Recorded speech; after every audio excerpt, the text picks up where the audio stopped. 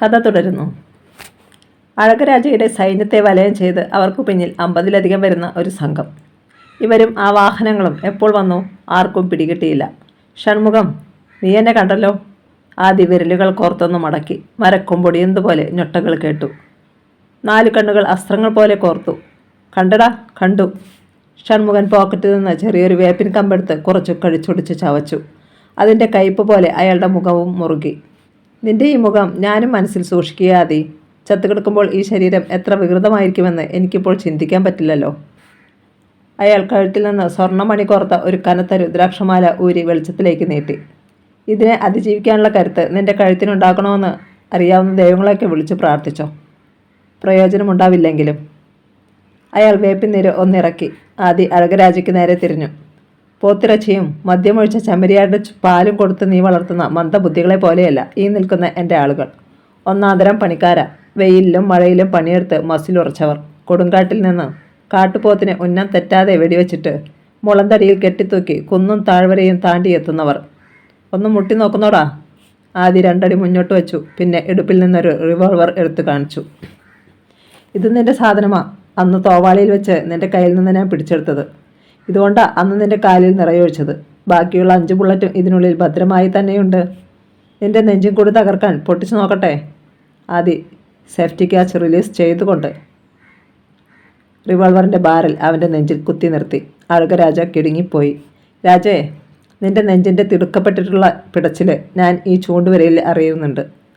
ഇപ്പോൾ നിന്റെ ഹാർട്ടും ഈ പിസ്റ്റളിൻ്റെ ബാരലും തമ്മിലുള്ള അകലം 1/2 ഇഞ്ച് പോലുമില്ല.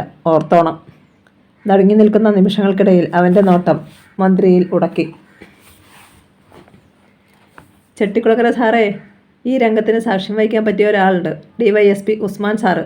വിളിക്കട്ടെ ഞാനൊന്ന്? അദ്ദേഹം പറന്നു വരും. ആദി ഇടം കൈ കൊണ്ട് സെൽഫോൺ എടുത്തു. താനിപ്പോൾ തളർന്ന് വീഴുമെന്ന് തോന്നി ജലസേചന മന്ത്രിക്ക്. അയാൾ പുന്നത്രയെ അള്ളിപ്പിടിച്ചു. റിവോൾവർ പിൻവലിച്ച് ആദി വെട്ടിത്തിരിഞ്ഞു. പോട്ടെ മോനെ ഷൺമുഖ, നമ്മൾ ഉടൻ വീണ്ടും കാണും. സകലരും മരവിച്ച് നിൽക്കുമ്പോൾ ആദി നടന്നു. താഴെ ചെന്നിട്ട് അവൻ തിരിഞ്ഞ് ഉടുമ്പ് മരുതിനെ നോക്കി. മരുതേ, വയ്യാത്ത കാലുകളും വലിച്ചോണ്ട് നീയും വന്നല്ലോടാ. എൻ്റെ ശവം കാണാനാ അല്ലേ? പെട്ടെന്നങ്ങ് കണ്ടേച്ച് പോടാ ഉടുമ്പേ. അല്ലെങ്കിൽ ടിക്കറ്റ് എടുക്കാതെ ബ്രസീലിൽ ലോകകപ്പ് ഫുട്ബോൾ കാണാൻ നിന്നെ ഞാനങ്ങ് പറഞ്ഞു വിടും. ആദിക്ക് പിന്നാലെ കുമളിയിലെ തൊഴിലാളികളുടെ സംഘവും വാഹനങ്ങളുടെ വെളിച്ചത്തിലൂടെ നടന്നുപോയി. വാഹനങ്ങൾ കുന്നിറങ്ങി. അപ്പോഴും കണ്ണിമകൾ അല്പം പോലും ചലിപ്പിക്കാതെ നോക്കി നിൽക്കുകയായിരുന്നു മാർത്താണ്ഡം ഷൺമുഖൻ. തങ്കമല സഹദേവൻ്റെ ഭാര്യ മായ പറഞ്ഞതെല്ലാം DYSP ഉസ്മാൻ അൻസാരി ഫോണിൽ റെക്കോർഡ് ചെയ്തു. പിന്നെ തല ചരിച്ച് അബു സലിമിനെ നോക്കി. അയാൾ എഴുന്നേറ്റു. മായേ, നീ പറഞ്ഞതൊക്കെ ഞങ്ങൾ വിശ്വസിക്കുന്നു. പക്ഷേ ഇനിയും എന്തൊക്കെയോ പൂർണ്ണമാകാനുണ്ട്. അബു സലിമും ബ്രിട്ടാസും കൂടി മുറി മുഴുവൻ പരിശോധിക്കാൻ തുടങ്ങി. പെട്ടെന്ന് എന്തോ ഓർത്തതുപോലെ ഉസ്മാൻ തിരക്കി. ഇവിടെ ഇത്രയും ബഹളങ്ങളുണ്ടായിട്ടും എന്താ മായേ മറ്റു വലയങ്ങളിൽ നിന്ന് ആരും ഇങ്ങോട്ട് വരാഞ്ഞത്? മായയുടെ തല കുനിഞ്ഞു. പതറിയ ശബ്ദത്തിൽ അവൾ അറിയിച്ചു. അവർക്ക് ഞങ്ങളുമായി അടുപ്പമില്ല സാർ. ഉസ്മാൻ തലയാട്ടി. സഹദേവൻ്റെ നല്ല നടപ്പ് കൊണ്ടായിരിക്കും അല്ലേ? മായ അതിനുത്തരം നൽകിയില്ല. പെട്ടെന്ന് അപ്പുറത്തെ മുറിയിൽ നിന്ന് ബ്രിട്ടാസ് ഒരു ചെറിയ ബ്രീഫ് കേസുമായി വന്നു. ടീപ്പോയിൽ വെച്ച് അത് തുറന്നു. മായ വിളറി. ഉസ്മാൻ അൻസാരിയുടെ കണ്ണുകൾ കുറുകി. അയാൾ കുനിഞ്ഞ് അതിലിരുന്ന കടലാസുകൾ എടുത്തു നോക്കി. ബ്ലാങ്ക് ചെക്കുകൾ, പ്രോമിസറി നോട്ടുകൾ, വാഹനങ്ങളുടെ RC ബുക്കുകൾ, പ്രമാണങ്ങൾ. സഹദേവന് ബ്ലേഡ് ബിസിനസ് ഉണ്ടായിരുന്നു അല്ലേടി? ഉസ്മാൻ്റെ മുഖം മാറി. അയ്യോ ഇല്ല സാർ. മായയുടെ കണ്ണുകൾ നിറഞ്ഞു. പിന്നെ ഇതൊക്കെ? ഇപ്പോൾ ബ്ലേഡ് പലിശക്കാരെ പോലീസ് പിടിച്ചുകൊണ്ടിരിക്കുകയല്ലേ സാർ? പരശുറാം സാറിന് ബിസിനസ് ഉണ്ടായിരുന്നു. സഹദേവൻ ചേട്ടൻ കൂടിയാണ് നടത്തിക്കൊണ്ടിരുന്നത്. തിരിച്ചു കിട്ടാൻ വൈകിയാൽ പരശു സാർ ഇടപെടും. ഇതൊക്കെ സാറിൻ്റെ കൈവശം ഇരുന്നതാ. കഴിഞ്ഞ ദിവസമാണ് ഇവിടെ കൊണ്ടുവച്ചത്. ഉസ്മാൻ്റെ മുഖത്ത് വിജയഭാവത്തിൽ ഒരു ചിരിയുണ്ടായി. അയാൾ അബു സലിമിനെയും ബ്രിട്ടാസിനെയും ഒന്ന് നോക്കി. പിന്നെ പറഞ്ഞു. മായേ, വേണമെങ്കിൽ ഈ ചെക്കുകളും മറ്റും കണ്ടെടുത്തതിൻ്റെ പേരിൽ എനിക്ക് നിന്നെ കസ്റ്റഡിയിലെടുക്കാം. സാർ, അവൾ വിങ്ങിപ്പൊട്ടി. പക്ഷേ ഞാനത് ചെയ്യാതിരിക്കാം. നീ പോലീസിനോട് സഹകരിക്കണം. സത്യങ്ങൾ എവിടെയും തുറന്നു പറയണം. പറയാം സാർ. മായയ്ക്ക് ചിന്തിക്കാനില്ലായിരുന്നു. പൈനാവ് രാവിലെ 9 മണി. തങ്കമല സഹദേവൻ്റെ മുറിയിലേക്ക് DYSP ഉസ്മാൻ അൻസാരി കടന്നു ചെന്നു. ഉറക്കച്ചടവോടെ സഹദേവൻ പെട്ടെന്ന് എഴുന്നേറ്റു. സാർ, ഇപ്പോഴും നീ പഴയ വാക്കുകളിൽ ഉറച്ചു നിൽക്കുകയാണോ സഹദേവ? ഉസ്മാൻ ചിരിച്ചു. അതെ സാർ. എന്നാൽ ഒന്നുകൂടി ചിന്തിക്കാൻ നിനക്കൊരവസരം കൂടി ഞാൻ തരാം. നീ ഒരാളുമായി സംസാരിക്കേ. അബു, ഉസ്മാൻ തിരിഞ്ഞു വിളിച്ചു. സാർ. അബു സലിമിനൊപ്പം വന്ന ആളെ കണ്ട് സഹദേവൻ വിസ്മയിച്ചു. മായ, തൻ്റെ ഭാര്യ. സാർ, ഇവൾ? അയാൾ മായയെയും ഉസ്മാനെയും മാറി മാറി നോക്കി. നിനക്ക് ഭാഗ്യമുണ്ട് സഹദേവാ, ഇവളും കൂടി നിന്നോടൊപ്പം ജയിലിലേക്ക് വരികയാ. സാർ. തലയ്ക്ക് അടിയേറ്റതുപോലെ തോന്നി സഹദേവന്. യെസ്, 10 മിനിറ്റ് ഞാൻ തരും. നിങ്ങൾക്ക് തീരുമാനിക്കാം അകത്ത് കിടക്കണോ വേണ്ടയോ എന്ന്. എല്ലാ വിവരങ്ങളും ഇവൾ പറയും. അബു സലിമിനെയും കുട്ടി പുറത്തേക്ക് നടക്കുമ്പോൾ ഉസ്മാൻ കണ്ടു. ചേട്ടാ എന്ന വിളിയോടെ സഹദേവൻ്റെ നെഞ്ചിലേക്ക് വീഴുന്നു മായ. കൃത്യം 10 മിനിറ്റ്. ഉസ്മാൻ വീണ്ടും സഹദേവൻ്റെ മുന്നിലെത്തി. കരഞ്ഞു കലങ്ങിയ കണ്ണുകളോടെ മേശയിൽ ചാരിയിരിക്കുകയാണ് മായ. സഹദേവൻ്റെ കണ്ണുകളിലും കലക്കം, മുഖത്ത് ദൃഢനിശ്ചയഭാവം. സാർ, സഹദേവൻ പെട്ടെന്ന് പറഞ്ഞു. എന്നോട് ഇങ്ങനെയൊരു നന്ദിക്കേട് പരിസ്ഥിതി സാർ കാണിക്കുമെന്ന് ഞാൻ കരുതിയില്ല സാർ. എൻ്റെ ഭാര്യയെ കൊല്ലാൻ. ഇല്ല സാർ, ഇനി ഞാൻ അയാളോട് ക്ഷമിക്കില്ല. എല്ലാം ഞാൻ തുറന്നു പറയാം. നേർത്ത പുഞ്ചിരിയോടെ ഉസ്മാൻ തലയാട്ടി. എന്ത് ലാഭം കിട്ടുമെന്ന് പറഞ്ഞാലും സ്വന്തം ജീവൻ മറ്റൊരാൾക്ക് അടിയറവ് വെച്ചുകൂടെ സഹദേവ. പോട്ടെ, താൻ വാ. പുറത്ത് ഓഫീസ് ഹാളിൽ ഒരു പത്രസമ്മേളനത്തിൻ്റെ ഒരുക്കങ്ങൾ പൂർത്തിയായിരുന്നു. അവിടെ തുറന്നു വെച്ച ക്യാമറകൾക്ക് മുന്നിൽ സഹദേവനും ഭാര്യയും എല്ലാ സത്യങ്ങളും പറഞ്ഞു. ദേവനായകത്തെ കൊന്നത് പരശുറാം തന്നെ. തേയിലത്തോട്ടത്തിലെ ഷെഡിൽ വെച്ച് കൂടെ വേറെയും ചിലരും ഉണ്ടായിരുന്നു. SI രാധാചന്ദ്രൻ ഉൾപ്പെടെ. പിന്നെ പരശുറാമിൻ്റെ ബ്ലേഡ് ബിസിനസ്. ജയന്തിനെ കൊല്ലാൻ സത്യാഗ്രഹ പന്തലിൽ കൊലയാളികൾ വരുമെന്ന അറിവ് പരശുറാമിനുണ്ടായിരുന്നത്. എല്ലാം അവർ പറഞ്ഞു. കേൾക്കുമ്പോൾ മാധ്യമപ്രവർത്തകർ പോലും അത്ഭുതപ്പെട്ടു പോയി. ലാൻഡ് മാഫിയ മുതലിങ്ങോട്ട് ഒരുപാട് നിയമവിരുദ്ധ ബിസിനസ്സുകൾ. ഒരു പോലീസ് ഉദ്യോഗസ്ഥൻ എന്തൊക്കെയാണോ ചെയ്യാൻ പാടില്ലാത്തത് അവ മാത്രമാണ് പരശുറാം ചെയ്തിരുന്നത്. പത്രസമ്മേളനം കഴിഞ്ഞു. സഹദേവനെ മാപ്പുസാക്ഷിയായി കേസ് ചാർജ് ചെയ്യാനുള്ള നടപടികൾ ഉസ്മാൻ ആരംഭിച്ചു. അരമണിക്കൂർ കഴിഞ്ഞപ്പോൾ ബ്രിട്ടാസ് CI പരശുറാം ഇരുന്ന മുറിയിലേക്ക് ചെന്നു. അവിടെ ഭിത്തിയിൽ ഉറപ്പിച്ചിരുന്ന TV ഓൺ ചെയ്തു. സാർ, ഇതൊന്ന് കണ്ടു നോക്ക്. വാർത്താ ചാനലിൽ സഹദേവൻ്റെ കുമ്പസാരത്തിൻ്റെ പ്രസക്ത ഭാഗങ്ങൾ കണ്ട പരശുറാം ഞെട്ടിവിറച്ചു. താൻ ശരിക്കും കുടുങ്ങിയിരിക്കുന്നു. പിന്നിൽ പാദവദന ശബ്ദം കേട്ട് പരശുറാം തിരിഞ്ഞു നോക്കി. ഉസ്മാൻ അൻസാരി. സാർ. പരശുറാം എന്തോ പറയാൻ ഭാവിച്ചു. വേണ്ട. ഉസ്മാൻ കൈ ഉയർത്തി. കരഞ്ഞ് കാല് പിടിക്കരുതെന്ന് ഇന്നലെ നിന്നോട് ഞാൻ പറഞ്ഞിരുന്നു. പരശുറാമിന് വാക്കുകൾ നഷ്ടപ്പെട്ടു. വിവിധ ചാനലുകളിൽ വാർത്ത വന്നുകൊണ്ടിരുന്നു. ഉച്ചയ്ക്ക് ശേഷം പരശുറാമിനെയും തങ്കമല സഹദേവനെയും കോടതിയിൽ ഹാജരാക്കി. ഇരുവരെയും 14 ദിവസത്തേക്ക് കോടതി റിമാൻഡ് ചെയ്തു. അടുത്ത ദിവസം അവരെ കസ്റ്റഡിയിൽ വിട്ടുകിട്ടാൻ കോടതിയിൽ അപേക്ഷ സമർപ്പിക്കാനായിരുന്നു ഉസ്മാൻ്റെ തീരുമാനം. അതിനു മുമ്പ് ചില കാര്യങ്ങൾ കൂടി ചെയ്തു തീർക്കാനുണ്ട്. 3 മണി. പെരിയാൻ നദിയുടെ തീരത്ത് തേക്കുമരച്ചൂട്ടിലെ സ്ഥിരം സംഗമ സ്ഥലത്ത് തന്നെയായിരുന്നു ആദിയും ജുവലും. അവർ അവിടെ വന്നിട്ട് അരമണിക്കൂറോളമായി. ഡാമിൽ നിന്ന് ചെറിയ നീർച്ചാലുകൾ നദിയിലേക്ക് ഒഴുകിയിറങ്ങുന്നുണ്ട്. മഴക്കാലം ആരംഭിച്ചതിനാൽ പെരിയാറിലെ പാറകൾ പകുതിയും വെള്ളത്തിനടിയിലാണ്. ആദിയെ കെട്ടിപ്പിടിച്ച് എത്ര നേരം അങ്ങനെ ഇരുന്നെന്ന് ജുവലിന് നിശ്ചയമില്ല. അവളുടെ പരിഭവവും പരാതിയും സങ്കടവുമെല്ലാം ഏകദേശം കെട്ടടങ്ങിയിരുന്നു. അവളുടെ നെറ്റിയിലേക്ക് വീണ മുടിയിഴകൾ മാടിയൊതുക്കിക്കൊണ്ട് ആദി പറഞ്ഞു. പരശു സാർ, അത്ര വേഗം കേസിൽ നിന്ന് ഊരിപ്പോവില്ല പെണ്ണെ. വർഗീസിനും മന്ത്രിക്കും എല്ലാ കളികളിലും പങ്കുണ്ടെന്ന് തെളിഞ്ഞുകൊണ്ടിരിക്കുകയാണ്. അതിനാൽ അടുത്ത സമയത്തൊന്നും വർഗീസിന് നിന്നെ കെട്ടിക്കൊടുക്കുമെന്ന ഭീതി വേണ്ട. ജുവൽ അവൻ്റെ കഴുത്തിൽ കൈചുറ്റി പരമാവധി അവനോട് ചേർന്നിരുന്നു. അവളിൽ നിന്നൊരു ചൂട് തന്നിലേക്ക് അരിച്ചു കയറി വരുന്നത് ആദ്യം അറിഞ്ഞു. അവൻ അവളെ ചേർത്തൊന്ന് അമർത്തി. വേണ്ട കുട്ടാ, കുസൃതി കാണിക്കല്ലേ, അവളുടെ മുന്നറിയിപ്പ്. എന്നിട്ടും അവൻ അവളുടെ കവിളിൽ ഒരു ഉമ്മ കൊടുത്തു. പെട്ടെന്നാണ് ജുവൽ പറഞ്ഞത്.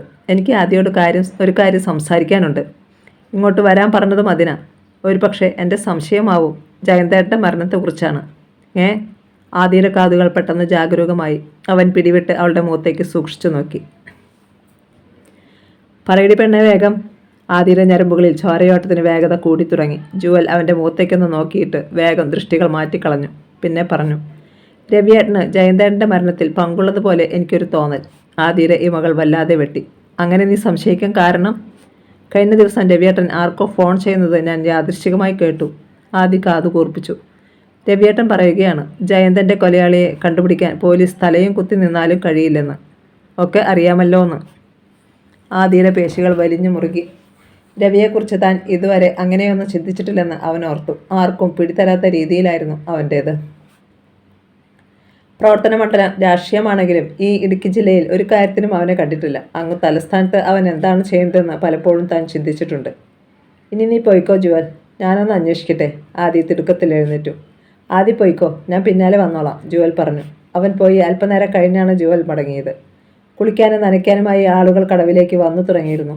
Vandiperiyar police station. ഇരച്ചു വന്ന ഇന്നോവ സ്റ്റേഷൻ മുറ്റത്തെ പ്ലാവിൻ ചുവട്ടിൽ ബ്രേക്കിട്ടു. DYSP ഉസ്മാൻ അൻസാരി ചാടിയിറങ്ങി. പാറാവ് നിന്നിരുന്ന പോലീസുകാരൻ പെട്ടെന്ന് അറ്റൻഷനായി. അകത്തേക്ക് ചെന്ന ഉസ്മാനെ കണ്ട് പോലീസുകാർ ചാടി എഴുന്നേറ്റു. ഉസ്മാൻ SIയുടെ ക്യാബിന് നേരെ നീങ്ങി. ഹാഫ് ഡോർ വലിച്ചു തുറന്ന് അകത്തേക്ക് നോക്കി. എസ് ഐയുടെ ചെയർ ശൂന്യമായിരുന്നു. ഉസ്മാൻ വെട്ടിത്തിരിഞ്ഞു. രാധാചന്ദ്രൻ എവിടെ പോയി? ചോദ്യം ഹെഡ് കോൺസ്റ്റബിൾ സോണി ശങ്കറിനോടായിരുന്നു. സാർ, സോണി ഒന്ന് പരിങ്ങി. അദ്ദേഹം ലീവിലാണ് ഒരാഴ്ചത്തേക്ക്. പക്ഷേ അയാൾ ആപ്ലിക്കേഷൻ സബ്മിറ്റ് ചെയ്തിട്ടില്ലല്ലോ. ഉസ്മാൻ്റെ കണ്ണുകൾ കുറുകി. എഴുതി ഇവിടെ വെച്ചിട്ട് പെട്ടെന്ന് പോവുകയായിരുന്നു രാവിലെ. ഉസ്മാന് കാര്യം പിടികിട്ടി. രാധാചന്ദ്രൻ മുങ്ങി. പരശുറാമിന് പിടിവീണതോടെ അയാൾക്ക് കാര്യം മനസ്സിലായി കാണും. ഉസ്മാൻ ഫോണെടുത്ത് രാധാചന്ദ്രൻ്റെ സെല്ലിലേക്ക് വിളിച്ചു. Switch off. ഉസ്മാൻ്റെ മുഖം മുറുക്കി. സോണി. സാർ. അയാൾ മുന്നോട്ട് നീങ്ങി നിന്നു. നിന്നെ അവൻ വിളിക്കും, രാധാചന്ദ്രൻ. അതെനിക്കറിയാം. പറയണം നീ അവനോട്. ഏതു പാതാളത്തിലെന്നല്ല, ഏതു മന്ത്രിയുടെ സംരക്ഷണത്തിൽ പോയി ഒളിച്ചാലും ഞാൻ അവനെ പൊക്കുമെന്ന്. സാർ. സോണി വിളറിപ്പോയി. ഉസ്മാൻ അൻസാരി കനത്ത ചൂടുകളോടെ പുറത്തേക്ക് പോയി. ഇന്നോവയിൽ കയറും മുമ്പ് അയാളുടെ സെല്ലിൽ ഒരു കോൾ വന്നു. യെസ്. ഉസ്മാൻ അറ്റൻഡ് ചെയ്തു. 1 മിനിറ്റ് നേരത്തെ സംസാരം. ഉസ്മാൻ്റെ മുഖത്ത് വിവിധ ഭാവങ്ങൾ മിന്നി. പിന്നെ നിർദ്ദേശിച്ചു, ആരുടെ പേർക്കാണ് കൈമാറ്റം ചെയ്യുന്നതെന്ന് അറിയണം. തുടർന്ന് ഉസ്മാൻ വണ്ടിയിൽ കയറി. അബു സലിമും ബ്രിട്ടാസുമായിരുന്നു ഒപ്പം. അയാൾ അവരോട് പറഞ്ഞു, നമ്മളെല്ലാം അറിഞ്ഞെന്ന് പിടികിട്ടിയപ്പോൾ ഗാന്ധിയൻ കുമാരൻ തൻ്റെ പേരിലുള്ള വസ്തുക്കൾ മറ്റാർക്കോ കൈമാറ്റം ചെയ്യുന്നു പോലും. വണ്ടി കുമളിയെ ലക്ഷ്യമാക്കി ഓടിക്കൊണ്ടിരുന്നു. വീട്ടിൽ മടങ്ങിയെത്തിയ ആദി ചെറുതായി ഒന്ന് മയങ്ങി. പിന്നെ കുളി കഴിഞ്ഞ് പുറത്തേക്കിറങ്ങാൻ ഭാവിക്കുമ്പോഴാണ് ഫോൺ ശബ്ദിച്ചത്. അവൻ അതെടുത്ത് നമ്പർ നോക്കി. സുരേന്ദ്രനാഥ്. ആദിയുടെ നെറ്റിയൊന്ന് ചുളിഞ്ഞു. സുരേന്ദ്രനാഥ് സാർ തന്നെ വിളിച്ചിട്ട് കുറേ കാലമായെന്ന് അവൻ ഓർത്തു. ഇപ്പോഴത്തെ ഈ വിളിയിൽ അവന് പന്തിക്കേട് മണത്തു. എങ്കിലും അറ്റൻഡ് ചെയ്തു. സാർ. ആദി, നീയും ജോവനും തമ്മിൽ കണ്ടിരുന്നോ? അല്ലേ? മുഖവരെയൊന്നും കൂടാതെയായിരുന്നു ചോദ്യം. ആദ്യം അവനൊന്ന് പതറി, പക്ഷെ അറിയിച്ചു. കണ്ടിരുന്നു സാർ. കനത്ത ഒരു മൂളൽ, പിന്നെ മുഴക്കമുള്ള ശബ്ദം കേട്ടു. നിങ്ങൾ നേരത്തെയും കാണുകയും സംസാരിക്കുകയും ചെയ്തിരുന്നെന്ന് എനിക്കറിയാം. അന്നൊന്നും ഒന്നും അറിഞ്ഞതായി ഞാൻ ഭാവിച്ചിട്ടില്ല. എന്നാൽ ഇപ്പോൾ എനിക്ക് പറയാതിരിക്കാൻ നിവൃത്തിയില്ലടോ. ആദിക്കും അറിയാവുന്ന കാര്യമാണ്. സുരേന്ദ്രനാഥ് ഒന്ന് നിർത്തി. എങ്ങനെയുള്ളവനാണെങ്കിലും വർഗീസ് പുന്നത്രയുമായി ഞങ്ങളവളുടെ വിവാഹം ഏതാണ്ട് തീരുമാനിച്ച മട്ടാണ്. സാർ, ഞാൻ ആദ്യം ഇടയിറക്കി. അവൻ ബാക്കി പറയാൻ അയാൾ സമ്മതിച്ചില്ല. ഇക്കാര്യത്തിൽ ആദിയുടെ ന്യായീകരണമൊന്നും എനിക്ക് കേൾക്കണ്ട. എത്രയും വേഗം അവളെ ഇങ്ങോട്ട് പറഞ്ഞുവിട്. വെറുതെ ആളുകളെ കൊണ്ട് അതുമിത് പറയിപ്പിക്കാതെ. സാർ. ഇരുമ്പോടി കൊണ്ട് ഉച്ചിയിൽ ഒരടിയേറ്റതുപോലെ പിടഞ്ഞു പോയി ആദി. അവളങ്ങ് വന്നില്ലേ? എടാ. സുരേന്ദ്രനാഥിൻ്റെ ശബ്ദത്തിന് വീണ്ടും മൂർച്ച കൂടി. അവളുമായി ഒരു രജിസ്റ്റർ മാരേജാണ് നിന്റെ ഉള്ളിലിരിപ്പെങ്കിൽ ഇത്രയും കാലം സ്വന്തം മകൻ്റെ സ്ഥാനത്ത് കണ്ടിരുന്ന നിന്നെ ഞാനങ്ങ് മറക്കും. അരമണിക്കൂർ അതിനുള്ളിൽ അവളിവിടെ എത്തിയിരിക്കണം. സാർ, ഞാനൊന്ന് പറയട്ടെ. ആദി തിടുക്കപ്പെട്ടു. ഞാനും ജുവലും കണ്ടു പിരിഞ്ഞിട്ട് 2-3 മണിക്കൂർ കഴിഞ്ഞു. ഇതുവരെ അവൾ അങ്ങ് എത്തിയില്ലെങ്കിൽ ഇവിടെ വന്നില്ല. ഇപ്പോൾ സുരേന്ദ്രനാഥിൻ്റെ സ്വരത്തിലും ഉത്കണ്ഠ തിങ്ങി. അവൾ പിന്നെ എങ്ങോട്ട് പോയി? എനിക്കറിയില്ല സാർ. ആദിയുടെ ശബ്ദം ചിലമ്പി. ഞാൻ ഉടനെ അങ്ങോട്ട് വരാം സാർ. കാൽ കട്ട് ചെയ്തിട്ട് ഉടനെ ആദി ലിജോയെയും സാജിനെയും വിളിച്ചു. 5 മിനിറ്റിനുള്ളിൽ അവർ ജീപ്പുമായി എത്തി. നേരം സന്ധ്യയോടടുക്കുകയാണ്. ഭദ്ര ആദിക്കുള്ള ചായയുമായി അങ്ങോട്ട് വന്നു. അത് വേണ്ടെന്ന് പറഞ്ഞിട്ട് അവൻ ജീപ്പിൽ കയറി. ജീപ്പ് പാഞ്ഞു പോകുമ്പോൾ ഒന്നും മനസ്സിലാവാതെ ഭദ്ര നിന്നു. അവൾക്കും എന്തോ അപകടത്തിൻ്റെ ചൂരടിച്ചു കഴിഞ്ഞിരുന്നു. ആദ്യം കൂട്ടരും ആദ്യം പോയത് പെരിയാർ തീരത്തേക്കാണ്. അവിടെ അപ്പോഴും ആളുണ്ടായിരുന്നു. ജുവലിനെ അവിടെയെങ്ങും കണ്ടില്ല. സംഗതി ലീക്കാവാതിരിക്കാൻ അവൻ ആരോടും ഒന്നും ചോദിച്ചതുമില്ല. ഇതിനിടെ അവൻ പലവട്ടം ജുവലിൻ്റെ ഫോണിലേക്ക് വിളിച്ചിരുന്നു. സ്വിച്ച് ഓഫ് എന്ന മറുപടി മാത്രം. തൊട്ടടുത്ത കവലയിൽ ആദി വണ്ടി നിർത്തിച്ച് ഇറങ്ങി. കടവിലേക്ക് ഏതെങ്കിലും വണ്ടി പോകുന്നത് കണ്ടോ എന്ന് കടക്കാരോട് തിരക്കി. ഇല്ല എന്നായിരുന്നു മറുപടി. സുരേന്ദ്രനാഥിൻ്റെ വീട്. ആദി ചെല്ലുമ്പോൾ സിറ്റിംഗ് റൂമിൽ സുരേന്ദ്രനാഥും രവിയും കനകവും അസ്വസ്ഥരായി ഇരിക്കുന്നുണ്ടായിരുന്നു. അവനെ കണ്ടതും രവി പാഞ്ഞെത്തി. എവിടെടാ എൻ്റെ പെങ്ങൾ? രവി. പിന്നിൽ നിന്ന് സുരേന്ദ്രനാഥ് വിളിച്ചത് അവൻ ചെവി കൊണ്ടില്ല. അവളെ കെട്ടി ഇവിടുത്തെ സ്വത്തുക്കളൊക്കെ അനുഭവിച്ച് സുഖമായിട്ട് കഴിയാനാണ് നിൻ്റെ ഉദ്ദേശമെങ്കിൽ അത് നടക്കത്തില്ലട പട്ടി. രവി, എനിക്കൊന്നും അറിയില്ല. ആദ്യം നിസ്സഹായനായി. രവി അവൻ്റെ ഷർട്ടിൽ കുത്തിപ്പിടിച്ച് കുലുക്കി. വാതിക്കൽ നിന്ന് ലിജോയും സാജനും പരസ്പരം നോക്കി. രവി, അവനെ വിട്, സുരേന്ദ്രനാഥ് കൽപ്പിച്ചു. ഇല്ല പപ്പ, അവൾ എവിടെയുണ്ടെന്ന് ഇവനെ കൊണ്ട് ഞാൻ പറയിപ്പിക്കാം. പറഞ്ഞില്ലെങ്കിൽ ഇവനെ ഞാൻ കൊന്നു കളയും. കൊല്ലുന്നത് നിനക്ക് പുതിയ കാര്യമല്ലെന്ന് എനിക്കറിയാമടാ. ആദിയുടെ ഭാവം മാറി. അവൻ രവിയുടെ കൈ തട്ടി. ഉരുക്കുപാറുകൾ വന്നു മുട്ടിയതുപോലെ രവിയുടെ പിടി അയഞ്ഞു. ആദി കൈ ചൂണ്ടി. രവി, നീ എൻ്റെ അടുത്ത് വേഷം കെട്ടെടുക്കരുത്. ജുവൽ എവിടെയുണ്ടെന്ന് എന്നേക്കാൾ നന്നായി നിനക്കല്ലേ അറിയാവുന്നത്? ആ ചോദ്യം കേട്ട് സുരേന്ദ്രനാഥും കനകവും അമ്പരന്നു. ആദി, നീ എന്താ പറഞ്ഞത്? സുരേന്ദ്രനാഥ് മുന്നോട്ട് വന്നു. സാർ. അവൻ അയാൾക്ക് നേരെ തിരിഞ്ഞു. ഒരിക്കൽ സാർ എന്നോട് പറഞ്ഞിരുന്നില്ലേ ജയന്തൻ്റെ കൊലയാളിയെ കാട്ടിത്തരണമെന്ന്? ദേ, കാട്ടിത്തന്നിരിക്കുന്നു. ഇവനാണ് ജയന്തനെ കൊന്നത്. കിടുങ്ങി മരവിച്ചു പോയി സുരേന്ദ്രനാഥും കനകവും. അവർക്കിടയിലേക്ക് ആദിയുടെ വാക്കുകൾ തീപ്പൊട്ടുകളായി ചിതറി വീണു. ഞാൻ പറയുന്നത് സത്യമാണ് സാർ. ജുവലിനുമുണ്ടായിരുന്ന ഇക്കാര്യത്തിൽ സംശയം. അത് പറയാൻ അവളിന്ന് എൻ്റെ അടുത്ത് വന്നത്. അതിനുശേഷം അവളെ കാണാതാവണമെങ്കിൽ ഐ എം ഷുവർ സാർ അവളെ മാറ്റിയത് ഇവനോ അല്ലെങ്കിൽ ഇവൻ്റെ അറിവോടെയോ ആണ്. രവി പകച്ചുപോയി. ആദ്യം കാണുന്നത് പോലെ അവൻ ആദിയെ തുറച്ചു നോക്കി. എടാ നീ മിണ്ടരുത്. ആദി പല്ലിറുമി. പോലീസ് തലയും കുത്തി നിന്നാലും ജയന്തൻ്റെ കൊലയാളിയെ കണ്ടുപിടിക്കാൻ കഴിയില്ലെന്ന് നീ ആരോടാ ഫോണിൽ പറഞ്ഞത്? എന്താ അതിൻ്റെ പൊരുൾ? രവി കുടുക്കുടെ വിയർത്തു. അവൻ്റെ മുഖത്തേക്ക് തന്നെ തുറച്ചു നോക്കി നിൽക്കുകയായിരുന്നു സുരേന്ദ്രനാഥ്. അടുത്ത നിമിഷം അയാൾ കൈവീശി മകൻ്റെ കരണത്തൊന്ന് പൊട്ടിച്ചു. പിന്നെ ഷർട്ടിൽ കുത്തിപ്പിടിച്ച് തന്നിലേക്ക് വലിച്ചെടുപ്പിച്ചു. ആ കണ്ണുകളിലേക്ക് നോട്ടം കുത്തി നിർത്തി. കല്ലുകൾ കൂട്ടിയൊരുസം പോലെ അയാളുടെ ശബ്ദം പുറത്തു വന്നു. പറയടാ, എൻ്റെ ജയന്തനെ കൊന്നതിൽ നിനക്കെന്താണ് പങ്ക്? കൊലയാളിയുടെ റോളോ അതോ സഹായിയുടെയോ? പപ്പ അവൻ തല കുടഞ്ഞു. നോ, എനിക്കുറപ്പുണ്ട്, നിനക്കെല്ലാം അറിയാം. പറഞ്ഞോ, അല്ലെങ്കിൽ ജയന്തനെ നീ അയച്ച വഴിയെ തന്നെ നിന്നെയും ഞാൻ പറഞ്ഞു വയ്ക്കും. അയാൾ കത്തുന്ന തീയായി. കനക ഓടി വന്ന് ഇടയിൽ കയറി. എന്താ നിങ്ങൾ ഈ കാണിക്കുന്നത്? സുരേന്ദ്രനാഥ് ഭാര്യയ്ക്ക് നേരെ തല തിരിച്ചു. മിണ്ടരുത് നീ. ഇവനാണ് ജയന്തനെ കൊന്നതെങ്കിൽ ഇപ്പോൾ തന്നെ നീ വിചാരിച്ച കനകം, രവി എന്നൊരു മകനെ നീ പ്രസവിച്ചിട്ടില്ല. ആദ്യം പെട്ടെന്ന് സുരേന്ദ്രനാഥിനെ തടഞ്ഞു. സാർ പ്ലീസ്, കണക്ക് തീർക്കലൊക്കെ പിന്നീട്. നേരം ഇരുട്ടുന്നു. ജുവൽ എവിടെയാണെന്ന് ഇവനെ കൊണ്ട് പറയിക്കണം. അവൾ കൂടി എത്തിക്കഴിഞ്ഞാൽ ഇവനൊന്നും നിഷേധിക്കാനാവില്ല. സംസാരം കേട്ട് റോസും വാതിൽക്കിലെത്തി. ഒരു തമാശ കാണുന്ന ഭാവത്തിൽ കട്ടിളപ്പടിയിൽ അവൾ ചാരി നിന്നു. ഭർത്താവ് ജയിലിലായതിൻ്റെ പ്രതികാര ചിന്ത. സുരേന്ദ്രനാഥ് രവിയെ ആദിയുടെ നേർക്കു തള്ളി. നീ തന്നെ പറയിക്കടാ ഈ വിഷവിത്തനെ കൊണ്ട്. യാതൊരു ദാക്ഷിണ്യവും വേണ്ട. എന്നാൽ ആ സെക്കൻഡിൽ തന്നെ ആദിയുടെ ഫോൺ ശബ്ദിച്ചു. അവൻ അതെടുത്തു ഡിസ്പ്ലേ സ്ക്രീനിലേക്ക് നോക്കി. ജുവൽ കാളിംഗ്. സർ, ജുവലാണ് പറഞ്ഞുകൊണ്ട് അവൻ അറ്റൻഡ് ചെയ്തു. ഒപ്പം ഫോൺ ലൗഡ് സ്പീക്കർ മോഡിലാക്കുകയും ചെയ്തു. ജുവൽ, നീ എവിടെയാ? അവൻ ആകാംക്ഷയോടെ തിരക്കി. നരകത്തിൽ. അപ്പുറത്തുനിന്ന് കേട്ടത് ഒരു പുരുഷ ശബ്ദം. കാതിൽ ഒരു നാരയം കുത്തിയിറക്കിയതുപോലെ തോന്നി ആദിക്ക്. നടുക്കത്തോടെ അവൻ ചോദിച്ചു, നീ ആരാ? ഞാനോ? ഉച്ചത്തിൽ ചിരി കേട്ടു. നിനക്കെന്നെ മനസ്സിലായില്ലടാ ആദി. കേരളത്തിലെ കാലൻ്റെ ഡ്യൂട്ടി സബ് കോൺട്രാക്ടർ വ്യവസ്ഥയിൽ ഏറ്റെടുത്ത ഒരു പാവം.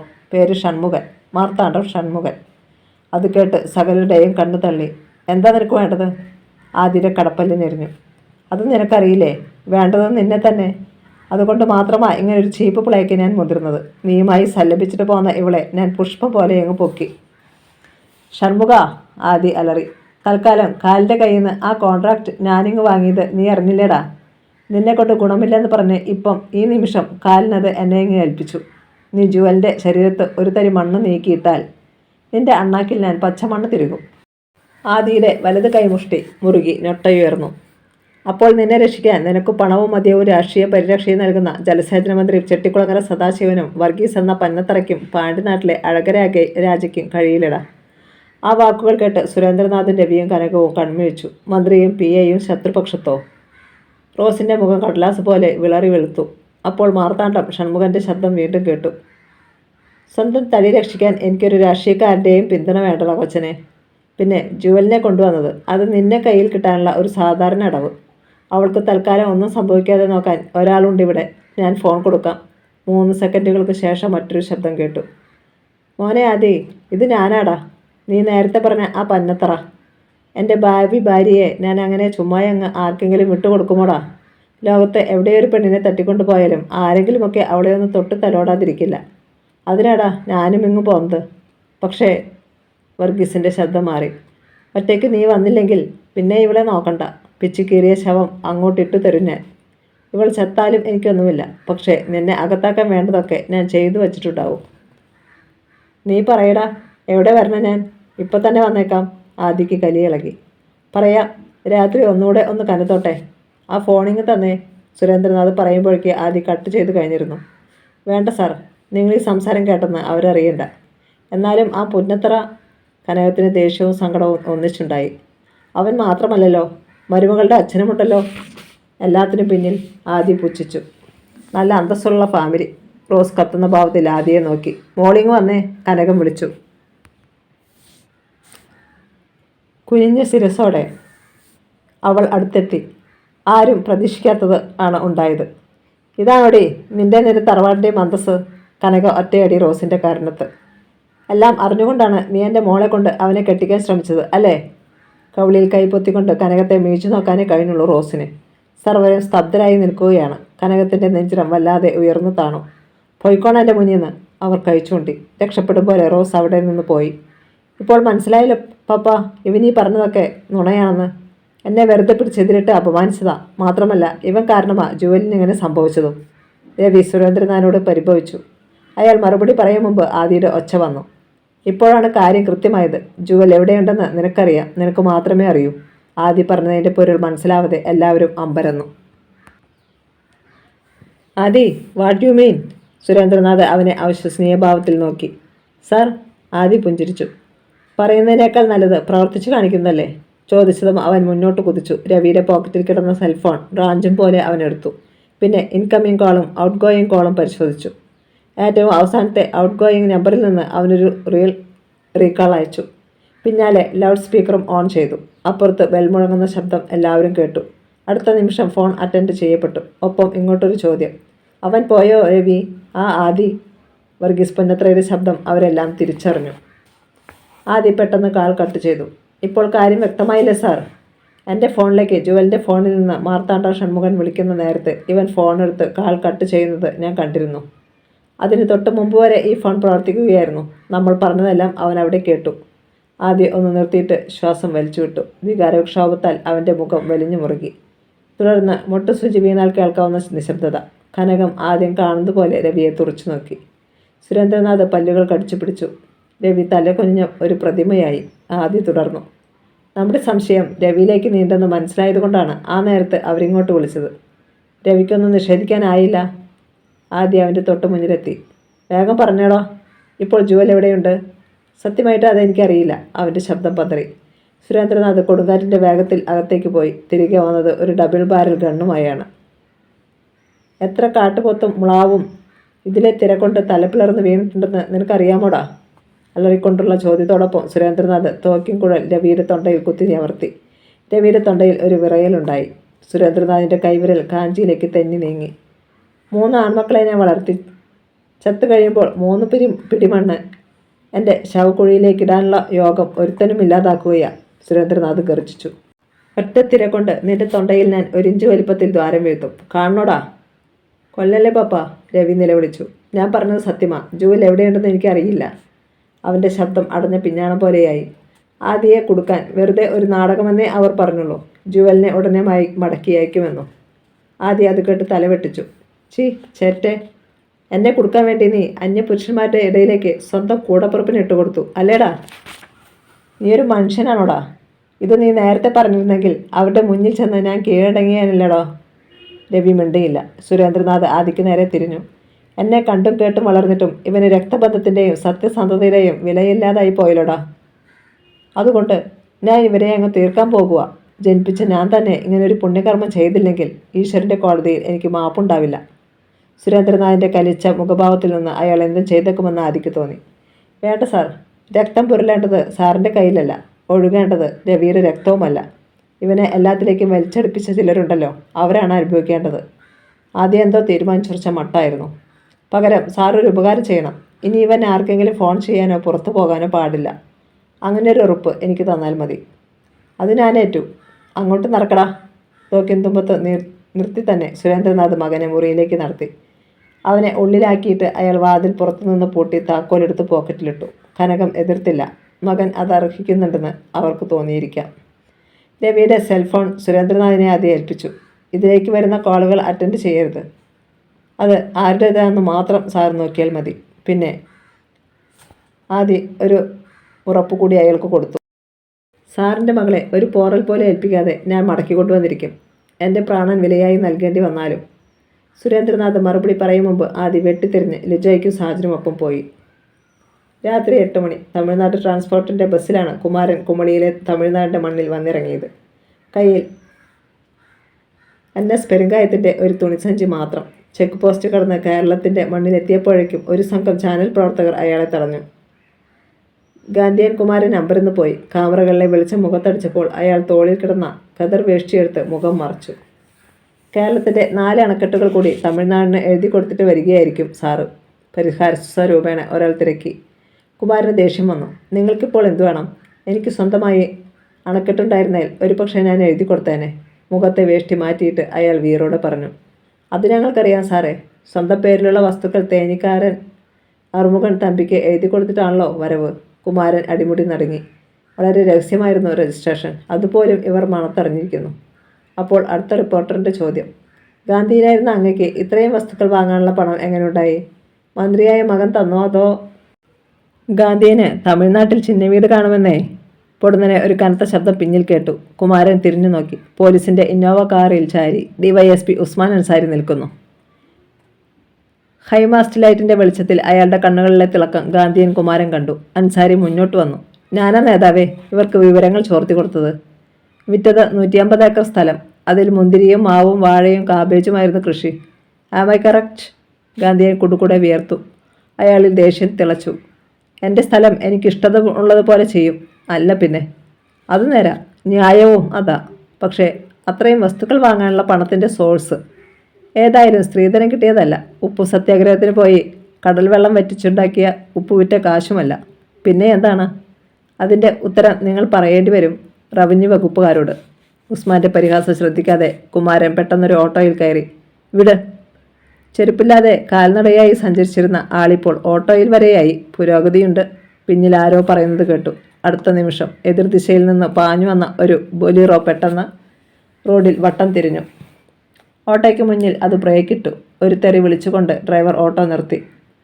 ബൊലീറോയിൽ നിന്ന് 4 പേർ ചാടിയിറങ്ങി. എന്താടോ ഈ കാണിച്ചത്? ഇപ്പം നെഞ്ചത്തോട്ടിടിച്ച് കയറ്റിയാണല്ലോ. ഓട്ടോ ഡ്രൈവർ ചൂടായി. ചാനലുകാർ ക്യാമറകളുമായി വീണ്ടും ഓടിയെത്തി. മുന്നിൽ വന്നയാൾ ഡ്രൈവറുടെ ഷർട്ടിൽ കുത്തിപ്പിടിച്ചുയർത്തി. പിന്നെ കനത്ത ശബ്ദത്തിൽ പറഞ്ഞു: